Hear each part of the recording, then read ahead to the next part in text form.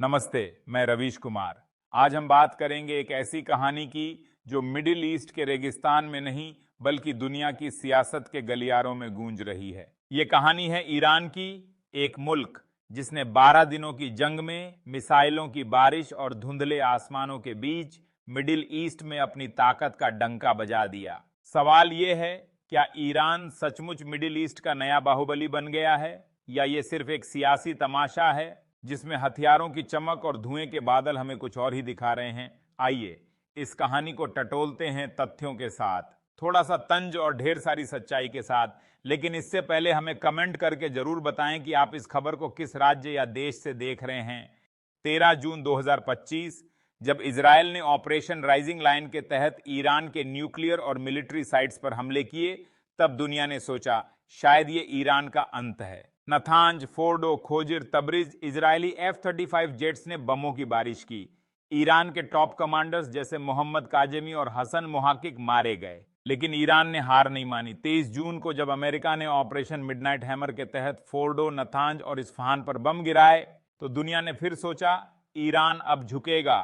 लेकिन ईरान ने क्या किया? उसने तेल अवीव, जेरूसलम और बीरशेबा पर 450 मिसाइल्स और 1000 ड्रोन्स की बौछार कर दी। और सिर्फ इजरायल ही नहीं, कतर में अमेरिका के अल उदीद एयर बेस पर 6 मिसाइल्स दागकर दुनिया को बता दिया ईरान न झुकता है न रुकता है।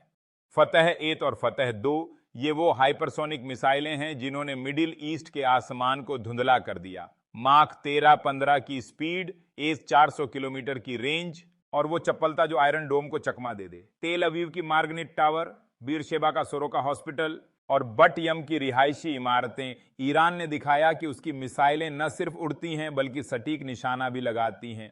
और वो धुंधला आसमान वो कोई रहस्य नहीं बल्कि फतेह येन की री एंट्री का धुआं, ड्रोन्स के मलबे और आयरन डोम के इंटरसेप्शंस का नतीजा। लेकिन ईरानी मीडिया और कुछ एक्स यूजर्स इसे आसमान पर कब्जा बता रहे हैं। क्या ये प्रोपेगेंडा है या हकीकत में ईरान की ताकत का प्रतीक? सवाल ये नहीं कि ईरान ने कितनी मिसाइलें दागी, 450 या शायद 500।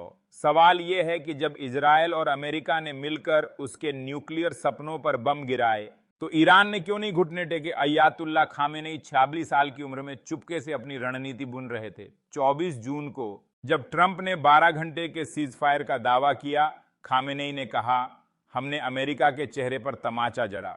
अल उदीद पर हमला जो कतर के एयर डिफेंस ने रोका शायद सांकेतिक था, लेकिन यह सांकेतिक तमाचा मिडिल ईस्ट के सियासी नक्शे को हिला गया। खामेनेई ने यूएन न्यूक्लियर वॉचडॉग IAEA से सहयोग तोड़ लिया और संसद स्पीकर मोहम्मद बाघेर गालिबाफ ने ऐलान किया ईरान का न्यूक्लियर प्रोग्राम तेज होगा चाहे दुनिया कुछ भी कहे। ईरान की इस जंग में क्या हासिल हुआ? 610 ईरानियों की मौत, जिनमें सिविलियंस, साइंटिस्ट्स और कमांडर्स शामिल हैं। इजरायल में 28 मौतें, 1000 से ज्यादा घायल। लेकिन आंकड़े कहानी का सिर्फ एक हिस्सा हैं। ईरान ने दिखाया कि वो इजरायल के आयरन डोम को चुनौती दे सकता है। फतह 1 और सेज्जिल 2 ने तेल अवीव के आसमान को धुंध से भर दिया और बट यम में 35 लोग अब भी मलबे में लापता हैं। ईरान का मिसाइल स्टॉक पाइल जो कभी 3000 था अब शायद 500-2000 पर है। लेकिन खोजिर और तबरिज की तबाही के बावजूद ईरान ने हार नहीं मानी। उसने अपने प्रॉक्सी, हिजबुल्लाह, हूती और इराकी मिलिशिया को भले ही कमजोर होते देखा, लेकिन उसकी अपनी ताकत अब भी बरकरार है। सियासत के इस रण में ईरान को मिडिल ईस्ट का हीरो क्यों कहा जा रहा है? क्योंकि उसने 2 ताकतवर मुल्कों इजरायल और अमेरिका के खिलाफ सीधा मोर्चा खोला। महबूबा मुफ्ती ने एक्स पर कहा ईरान ने मुस्लिम दुनिया की लीडरशिप ले ली। शायद ये अतिशयोक्ति हो, लेकिन मिडिल ईस्ट की गलियों में, तेहरान की सड़कों पर और एक्स के पोस्ट्स में ये बात गूंज रही है कि ईरान ने हार नहीं मानी। उसने न सिर्फ मिसाइलें दागी बल्कि एक संदेश भी दिया, वो न झुकेगा न रुकेगा। लेकिन सवाल बाकी है, क्या ये ताकत का प्रदर्शन मिडिल ईस्ट को शांति देगा या और अशांति? जब तेल अवीव में सायरन्स बजते हैं और तेहरान में मलबे से बच्चे निकाले जाते हैं तो जीत किसकी होती है? ईरान का न्यूक्लियर प्रोग्राम भले ही पीछे धकेला गया हो, लेकिन उसकी मिसाइलें, उसका जज्बा और उसका दावा हम बाहुबली हैं अब भी गूंज रहा है।